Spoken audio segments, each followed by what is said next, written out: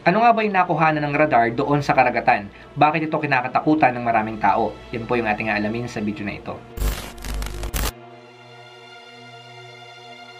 May ilang mga nagsasabi na matapos daw mangyari yung solar eclipse noong April 8, 2024, meron daw mga kakaibang nangyari sa iba't ibang parte ng ating mundo. At madalas, ito daw ay hindi maipaliwanag. Isa sa pinag-uusapan ngayon sa internet matapos yung solar eclipse ay yung isang napakalaking bagay na hindi pa malaman kung ano, na nasa ilalim daw ng dagat. Merong isang di maipaliwanag na bigla na lang lumitaw sa radar. Yung laki raw ng bagay na ito ay kasing laki ng Texas sa bansang Amerika. Nagsimula daw lumitaw yung kakaibang bagay na ito noong April 8, 2024. At noong April 10, 2024, nakita nga na merong ganitong kalaking lumabas doon sa radar.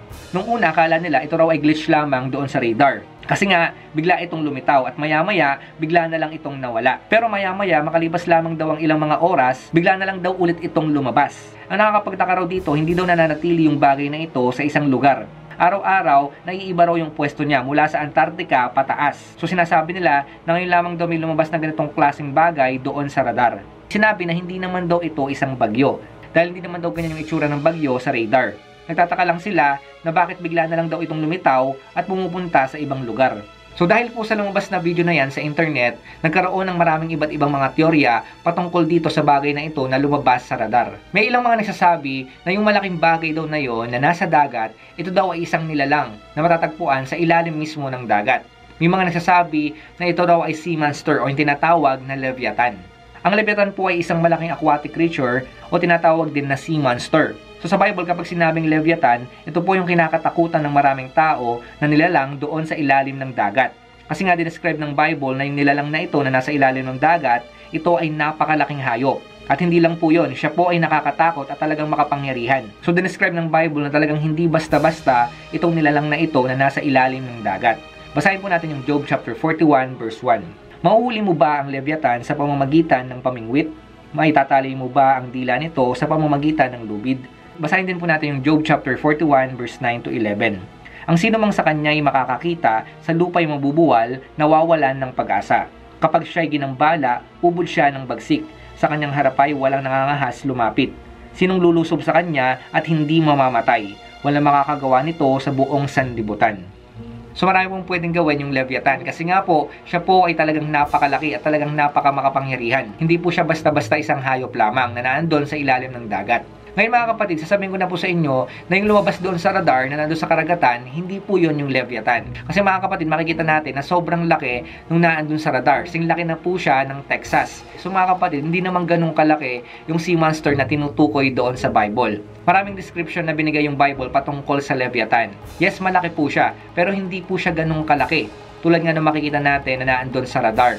May ilang mga interpreter ng Bible, sinasabi nila na itong sea monster na ito, yung Leviathan, maring ito ay parang mga whale. Ganun po lang silang kalalaki. Hindi po katulad ng sinasabi ng mga tao na sobrang laki talaga.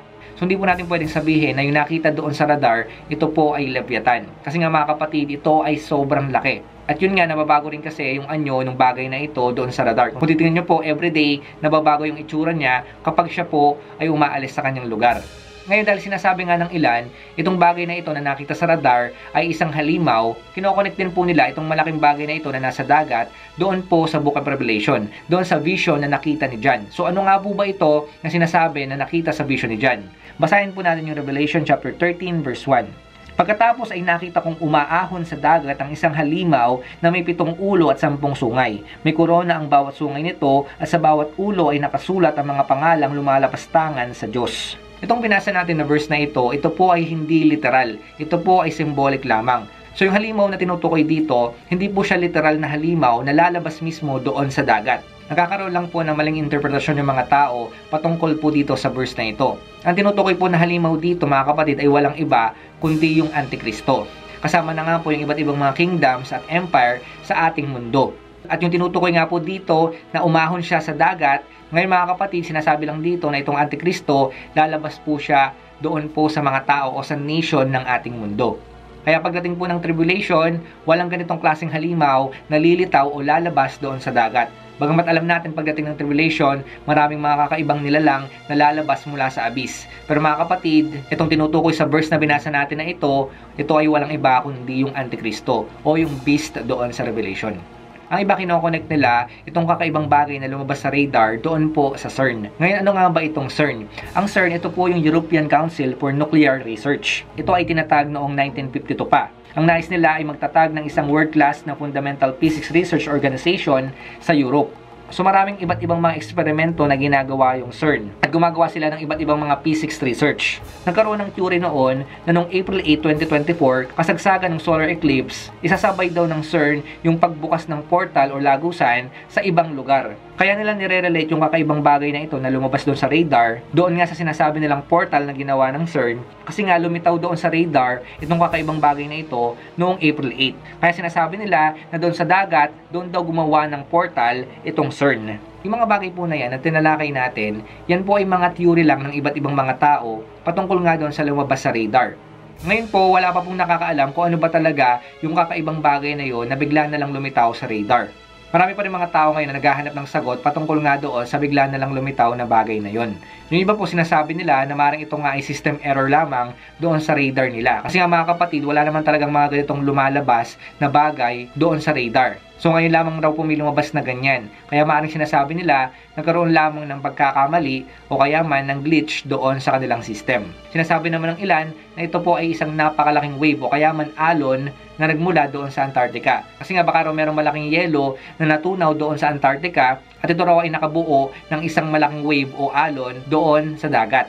Kaya bigla na lang daw ito lumitaw at unti-unting umaangat pataas. Pero mga kapatid, hindi pa po yan yung tunay na dahilan kung bakit nga po may lumitaw na bagay na ganun sa radar. Wala pa rin po nakakaalam hanggang sa panahon natin ngayon. Sa totoo lang, marami pang mga hindi na-discover sa ating dagat. Kahit sabihin po natin na napakaliit ng ating mundo, pero mga kapatid, simula noon hanggang sa panahon natin ngayon, hindi pa po na-discover ang lahat ng karagatan po natin. Sa totoo lang po sa Bible, marami ring symbolic meaning yung dagat. At madalas negative at hindi maganda yung simbolo ng dagat sa Bible. Kasi nga po mga kapatid, nung panahon ng Bible, ang simbolo ng dagat, ito ay sumisimbolo sa kamatayan, kaguluhan, kadiliman, o kaya man po doon sa kasamaan.